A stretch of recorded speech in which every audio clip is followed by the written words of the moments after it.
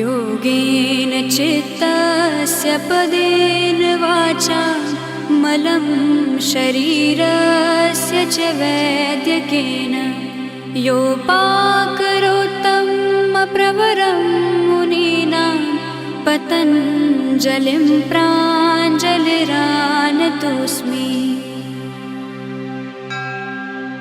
योगेन चित्तस्य पदेन वाचा मलं शरीरस्य च वैद्यकेन योपाकरोत्तं प्रवरं मुनीनां पतञ्जलिं प्राञ्जलिरानतोऽस्मि।